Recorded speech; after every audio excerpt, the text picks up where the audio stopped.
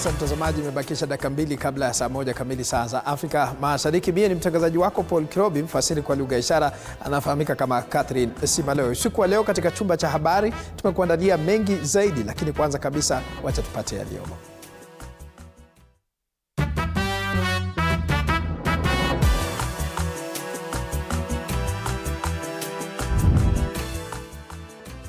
Rais William Ruto amedhibitisha nia ya serikali kuwasilisha bungeni pendekezo la kuwaondolea kodi ya PAYE wa Kenya wanaopata shilingi 30,000 na chini, hatua inayolenga kupunguza gharama ya maisha. Mwenyekiti wa IEBC Erastus Ethekon amekanusha madai kuwa tume ilimfuta kazi mkurugenzi mkuu Marjan Hussein, akisema kuondoka kwake kulifanyika kwa makubaliano ya kisheria.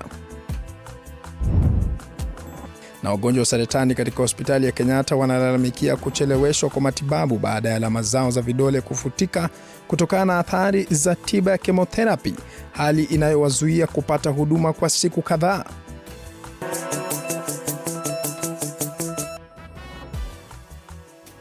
Bila shaka mtazamaji, unafuatilia matangazo kupitia mtandao wa YouTube TV47 Live, mtandao wa X ni @TV47KE. Tuandamani hadi tamati.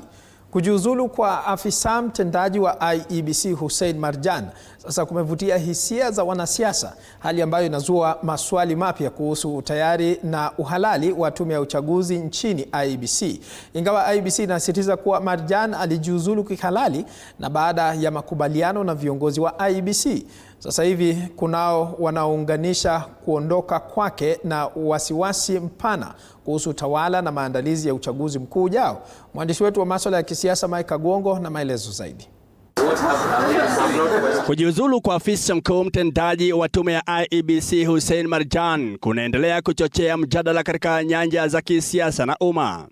Jumapili katika kaunti ya Murang'a, viongozi wa upinzani walihoji waziwazi utayari wa tume hiyo, huku wakimtuhumu Marjan kwa kudaiwa kufanya mikutano na raia wa Venezuela Jose Camargo aliyeshukiwa kuhusika na uhalifu katika masuala ya kura, madai ambayo wanasema yanadhoofisha imani ya umma kwa tume hiyo ya uchaguzi. Huu mkora ambaye ndiye alisupply technology ina kampuni inaitwa Smartmatic, Saturday and Sunday walishinda na hii kijana anaitwa Marjan Hussein Marjan ambaye ndiye CEO wa IEBC.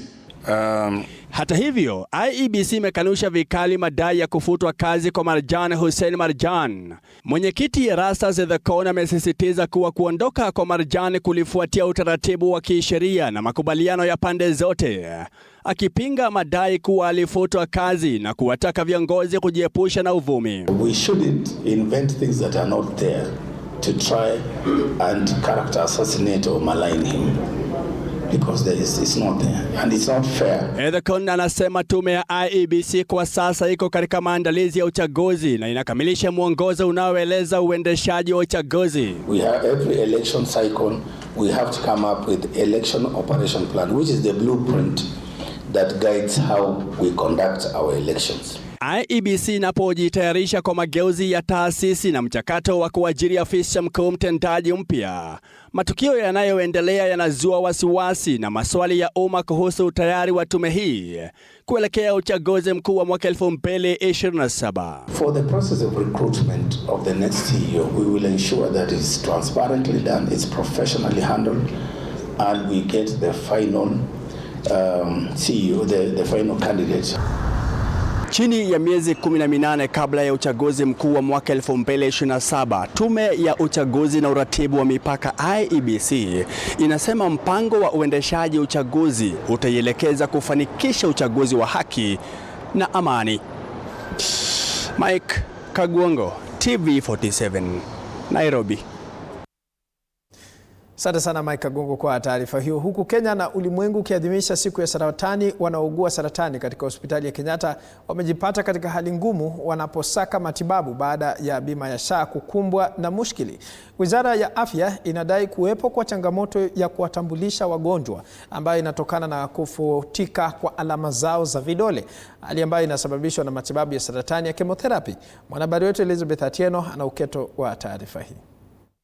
Katika kitengo cha matibabu ya saratani katika hospitali ya rufaa ya Kenyatta, wagonjwa hawa wamejawa na hasira, wasijue la kufanya. Wanatuarifu kuwa hawajapokea matibabu kwani kuna hitilafu katika teknolojia ya SHA. So now my mother is supposed to be preparing for chemotherapy on Friday, second session. Up to now, we are being told the system downtime. Every day it is system downtime. People are taking 3-4 days here, coming every day for just simple pre-authorization. What's going on? How vijana wanafanya kazi mashini iko slow. Mimi nimekuja kutoka Monday mpaka saa hii. How can they make only one person to handle? Kwa upande wake, Daktari Oluga amekiri kuwepo kwa changamoto hizo katika SHA, akisema wanajizatiti kupata suluhu mwafaka. Often for patients who are taking chemotherapy, we have a challenge with the loss of fingerprints. And as you know that we have rolled out something we are calling biometric. And so because of that we have to have mechanisms for identification. Serikali pia ilitangaza kuwa kitita cha faida kwa wagonjwa wa saratani kitapanda kutoka shilingi 550 mpaka shilingi 800 kutoka tarehe mosi mwezi wa Disemba mwaka 2025. Ila baadhi ya wagonjwa wamelalamika kuwa bado wanakadiria gharama ya juu ya matibabu. They need to notify SHA that we've gotten to 550 and then to allow them access up to 800,000. Not all patients will require the 800,000. Saratani bado ni donda sugu humu nchini. Kila mwaka vifo takriban 27,000 na visa 44,000 vinanakiliwa. Elizabeth Atieno, TV47. Asante sana Elizabeth Atieno kwa taarifa hiyo. Rais William Ruto amefanya mkutano na wagombea wa viti mbalimbali katika chama cha UDA takriban 12,353 katika ikulu ya Nairobi, akilenga kuhakikisha chama cha UDA kinapata nafasi zingine zaidi mbele ya uchaguzi wa mwaka wa 2027. Kikao hicho kilifanyika siku ya leo kwenye ikulu, huku rais akisema kwamba serikali ya UDA imetekeleza angalau 75% ya manifesto yake.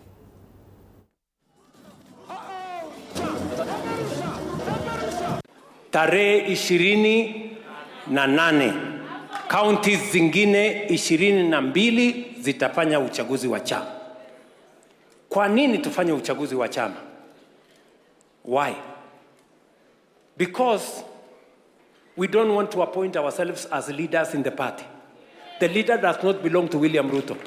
The party does not belong to MPs. The party does not belong to governors. So Moi alichangia, Kibaki akachangia, Uhuru akachangia. I have not heard anybody akisema tutabomoa Thika Road. Sababu tumekuja after Kibaki. Sijasikia mtu akisema tukabomoa expressway. Why would one want to campaign on the basis of reversing what has been done, not by the president's personal money, but by the taxes that all of us collect? For me, it's very sad. Ya pili, Your Excellency, nikiangalia mbele, mimi naona mbele iko sawa. Mbele iko sawa. Mbele iko sawa. Policy decisions that have made Kenya stable today, and it was not stable then. So we want to assure you, Your Excellency, that we are still sure, more than any other time, that you are still the best man to carry the mantle of Kenya into another 5 years. Na tukiachana na hayo, kwingineko ni kwamba mgombea wa chama cha UDA katika uchaguzi mdogo wa wadi ya Kabras Magharibi, eneo bunge la Malava, Elfas Shalaka ameendelea kupokea uungwaji mkono kutoka kwa viongozi wa kitaifa na eneo hilo. Mwandishi wetu Mwaluse Meshak anaarifu kuwa viongozi hao wamewataka wakazi wa Malava kujitokeza kwa wingi kumpigia kura katika uchaguzi huo mdogo ambao utafanyika tarehe 26 mwezi huu wa Februari. Wandani wa chama cha UDA wameongeza kasi ya kampeni katika eneo bunge la Malava kuelekea uchaguzi mdogo wa wadi ya Kabras Magharibi utakaofanyika tarehe 26 mwezi huu wa Februari. Faruk Kibet akiandamana na mbunge wa Malava David Ndakwa pamoja na baadhi ya wakilishi wadi wamezuru wadi ya West Kabras kuhamasisha wakazi kumuunga mkono mgombea wa UDA Elfas Shalaka. Mnachakua MC anaitwa Shalaka yenyene. Ita Wakizungumza katika mikutano ya hadhara, viongozi hao waliwataka wapiga kura kujitokeza kwa wingi, wakisema Shalaha ana uwezo wa kuendeleza maendeleo ya wadi hiyo. Munyala anatoka huko aende Kaparasi aulize kura. Na kura ni kupembeleza. Kura inalingana na vile unapembeleza. Aidha, Faruk Kibet amesisitiza umuhimu wa kuchagua viongozi wanaoshirikiana na serikali ya kitaifa ili kuharakisha utoaji wa huduma na miradi ya maendeleo. Wangapi watampigia huyu Sha? Hebu nione kwa mkono tena, naangalia kwa mkono kwa TV. Huyu Sha anatosha atoshi? Aendelee ama asiendelee? Hii imefunguka. Niliwaambia hapo hakunga fungukeni masikio. Ndio leo sasa mmefunguka, watu wa Mwihupo, watu wa Musiti, watu wa Hakunga. Uchaguzi huo umevutia ushindani mkubwa wa kisiasa, huku kampeni zikitarajiwa kuongezeka siku zijazo. Viongozi wametoa wito wa amani na umoja wakati wa kipindi chote cha kampeni katika eneo hilo la Malava, kaunti ya Kakamega. Mwaluse Meshak, TV47. Mbali na taarifa hiyo, Rais William Ruto ametangaza mipango ya kuwasilisha mapendekezo bungeni ambayo yanalenga kuleta unafuu wa kodi kwa Wakenya walioajiriwa. Miongoni mwa mapendekezo haya ni ule wa kuondolea kodi ya pei wa Kenya ambao wanapata shilingi 30,000 na chini. Rais anasema kwamba mapendekezo haya yanalenga Wakenya walio na kipato cha chini ili waweze kubaki na kiasi kikubwa cha mshahara wao. Sheila Chalangat na uketo wa taarifa hii. Ikiwa bunge la Kenya litaidhinisha mapendekezo yatakayowasilishwa kwao kufuatia tangazo la Rais William Ruto hii leo, zaidi ya Wakenya milioni 1.5 wanaopata mshahara wa hadi shilingi 30,000 wataondolewa kodi ya pei. Because we have steadied the economy. Tunaelewana my friends? We would not be able to reduce taxes if we had not set the foundation right. Aidha, zaidi ya Wakenya nusu milioni wanaopata mshahara wa kati ya 31,000 hadi 50,000 pia watafaidika kwa kupunguzwa kwa kiwango cha kodi kutoka 30% hadi 25%. Rais Ruto akisisitiza kuwa haya yote ni katika mpango wa bottom up wa serikali yake. That is how progressively we are going to make sure that we manage the cost of living, so that the people at the bottom of the pyramid, we can be able to support them. Wakati tulisema bottom up, it was not a slogan. Rais Ruto amesisitiza kuwa mapendekezo haya ni hatua katika kuwakinga Wakenya walio na kipato kidogo dhidi ya gharama kubwa ya maisha inayozidi kuongezeka. Mimi namuuliza tu rais, hiki maneno yake yenye ameanza strategy ya saa hii itakuwa kabisa ama after winning election atarudisha hiyo tena watu waanze kulipa tax, na mbona akatoa na yeye ndiye aliweka? Hiyo ndio swali nauliza. Si ungetuondea basi hata hiyo house levy basi wewe ushughulike na mambo yako hapo kwa national government. Hiyo budget iko inasoma kwa national government waje kudirect mshahara ya watu. Waziri wa Fedha John Mbadi ametaja kuwa sasa pendekezo hili litawasilishwa bungeni kwa ajili ya kuidhinishwa kwa mageuzi hayo kabla ya kuchapishwa kwenye mswada wa fedha wa mwaka 2026. Sheila Chalangat, runinga ya TV47. Na mbali na taarifa hiyo, acha tuelekee maeneo mengine katika kaunti ya Nakuru ambapo wanafunzi 3 wa shule ya upili ya Solai katika kaunti ya Nakuru wamekamatwa kwa tuhuma za kuhusika na uchomaji wa bweni katika shule hiyo. Kijiri zaidi ya wanafunzi 50 waliopata majeraha katika shule hiyo walipokea matibabu, huku wengi wa wanafunzi wakitumwa nyumbani na wengine wakisalia shuleni. Mike Chalo na mengi zaidi. Awali wazazi walifurika katika lango kuu la shule ya wavulana ya Solai kutwa nzima wakiwa wamejawa na hofu baada ya mkasa wa moto ulioteketeza bweni la wanafunzi 88 usiku wa kuamkia leo. Moto huo ulioanza saa 1 jioni ukisababisha kizaazaa kilichodumu hadi saa 7 usiku. Wanafunzi 50 waliopata majeraha na mshtuko wakihudumiwa. So perhaps the students who were taken to the dispensary, how many can you 50. Recall? They were 50. They were 50. They were not in the rooms. In fact, they were doing their preps. But we managed to take them to the nearest county, sub-county hospital. Sisi tumekaa hapa masa kutoka 6, saa hii sasa ni saa 7, hatujakula.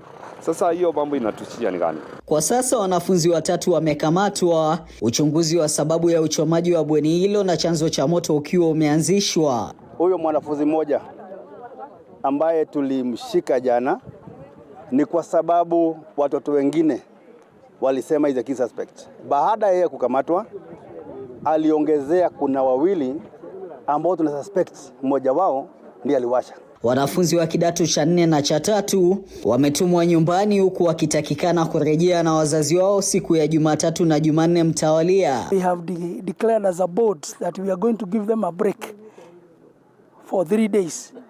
Some will be leaving tomorrow morning, and then the Form 4s will be joining us on Monday with their parents, and then Form 3 on Tuesday with their parents. Hata hivyo, wanafunzi wa gredi ya 10 wamesalia shuleni humo.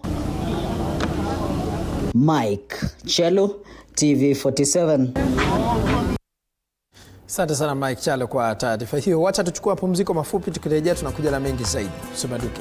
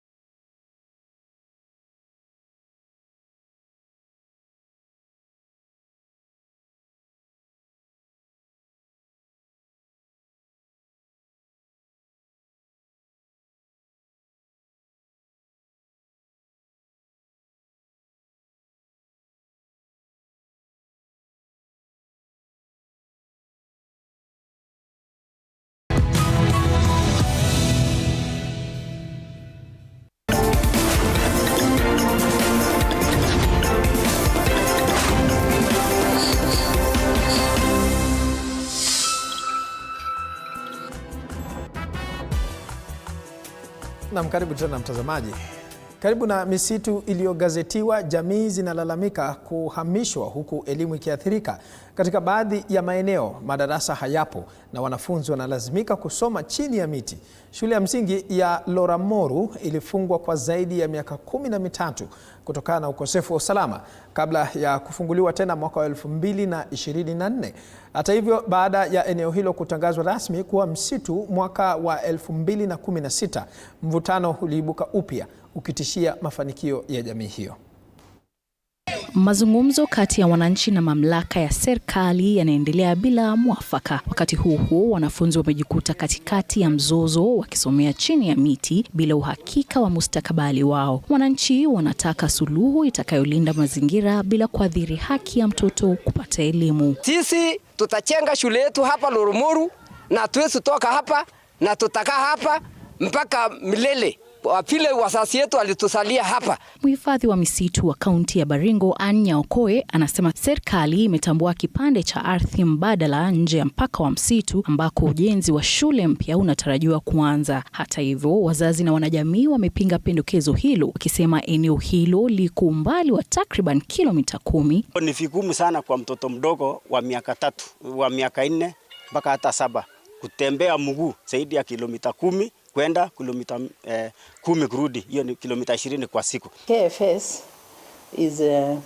is ready to construct the same buildings that were pulled out of the forest, out of the gazetted forest in the alternative land.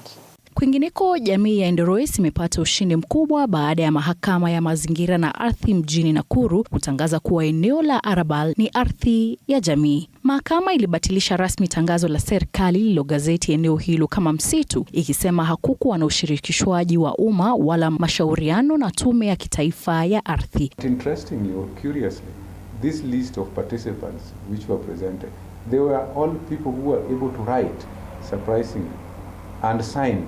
Huku mkutani misitu inaendelea kisheria, lakini mustakabali wa elimu bado uko shakani. Faith Wangari, Runinga ya TV 47. Asante sana Faith Wangari kwa taarifa hiyo. Baadhi ya vyama vilivyo ndani ya muungano wa Azimio la Umoja wa Kenya, ikiwemo chama cha United Democratic Party UDP na National Liberal Party NLP, vimepinga vikali mabadiliko yaliyofanywa na baadhi ya viongozi wa muungano huo, wakidai hayakufuata taratibu halali. Vyama hivyo vimesema kwamba vimeghadhabishwa na kile walichokitaja kama udanganyifu uliofichwa kwa demokrasia baada ya baadhi ya viongozi wa Azimio kufanya kikao na kujadili masuala ya muungano, ikiwemo kujaza nafasi zilizo wazi na kuondoa maafisa kutoka kamati kuu ya kitaifa na baraza la muungano huo. Vyama hivyo vimesisitiza kuwa hatua zote zinapingana na misingi ya Azimio, ambayo ni pamoja na ushirikishwaji, uwazi na uwajibikaji. Aidha, vyama hivyo vimeonya kuwa iwapo msajili wa vyama vya kisiasa nchini ataidhinisha mabadiliko hayo, watafika mahakamani kupinga mabadiliko yaliyofikiwa. It is worth noting that political party coalitions are living agreements and not mere tombstones. We are upheld as Azimio la Umoja One Kenya Coalition political party affiliates that this is amounting to political deceit camouflaged as democracy from our coalition partners who clandestinely and unprocedurally held a purported Azimio meeting and deliberated on the coalition affairs, among them filling the vacant positions and removal of officials from both the National Executive Committee and the Council, among other issues. We caution the register of political parties to desist and stop or halt the processing of the said changes because we term them illegal, null, and void.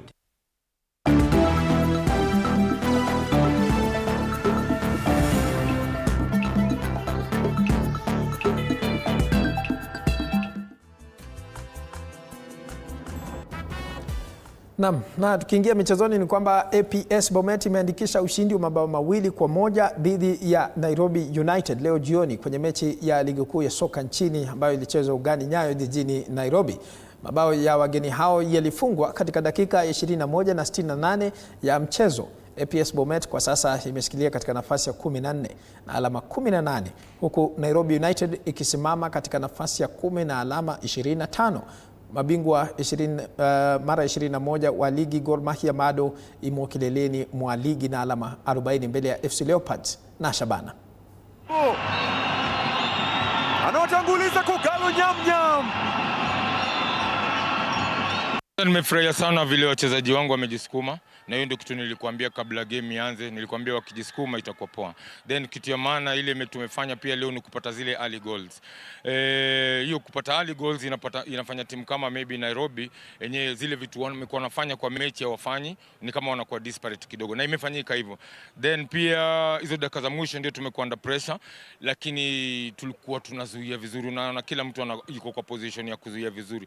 So ndio wamepata nafasi, Nairobi wamepata nafasi, lakini sifikiri kama zilikuwa dangerous sana.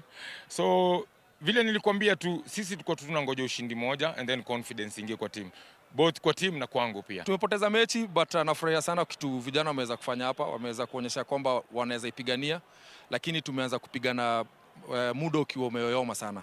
So I think kwa leo tunakubali matokeo ya kwamba tumeweza kupoteza, lakini tunachukua positives mingi sana za kuweza kutusaidia kutengeneza timu tukisonga mbele. Na kwingineko ni kwamba Wizara ya Michezo na Wizara ya Ulinzi imechukua usukani wa ujenzi wa uga wa Mombasa Municipal ulioko katika kaunti ya Mombasa. Uga huu ambao ulichezewa mechi ya soka mwisho mwaka wa 2015 umekuwa ukijengwa polepole bila hatua yoyote ama mabadiliko kuonekana. Serikali inalenga ujenzi wa uga huo umalizike kabla ya mwezi wa pili mwaka ujao, huku wakisalia na ndoto ya kuwa utachezwa mechi za AFCON mwaka 2027.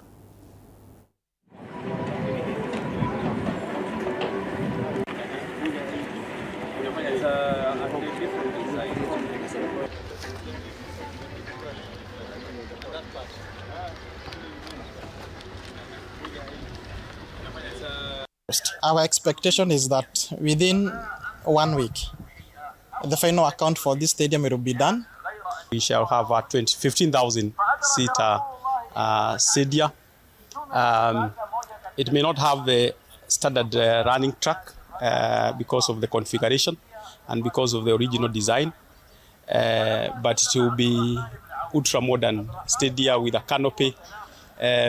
It's done in a very unique manner, unlike other stadia across Kenya. This one, the design was quite unique, and we want to build on that unique architecture. Our hope ni tuwe tayari kabla AFCON. Kama mnavyofahamu pia county wenyewe tumeadvertise stadium ya Muhima na stadium pale Ziwani, na hiyo itafanywa na sisi wenyewe kama county, lakini tunaomba pia serikali kuu, tunataka tupartner na wao stadium ya Bububu.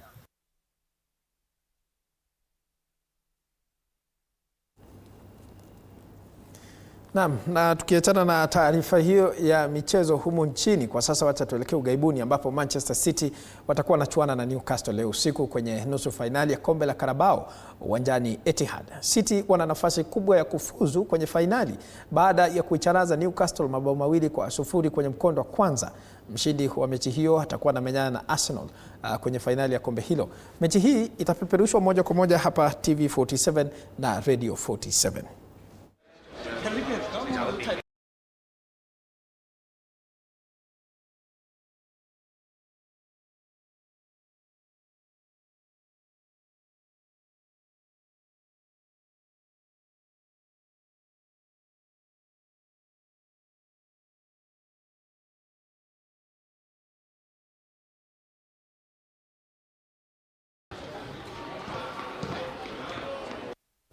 Na bila shaka mtazamaji, dakika 27 zimekatika baada ya saa 1 kamili saa za Afrika Mashariki. Hapa kwenye mtandao wa YouTube nimekuwa nikisoma arafa. Irene Chepkemoya anasema niko locked, lakini hajataja anatoka maeneo gani ya nchi.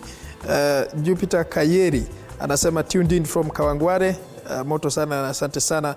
Na Lusigi Justus anauliza maswali, kwa nini Rais William Ruto amefanyia mkutano huo wa chama cha UDA katika ikulu ya Nairobi. Zikiwa zimekatika dakika 28 baada ya saa 1 kamili, mie sina la ziada na tamatisha taarifa za upeo wa TV47. Kama kawaida, kama dawa, Dr. Fweneke yuko studioni Kwa hivyo mie na kutakia alamsiki, lakini usisahau kutazama kipindi ambacho kinakuja sasa hivi. Shukran.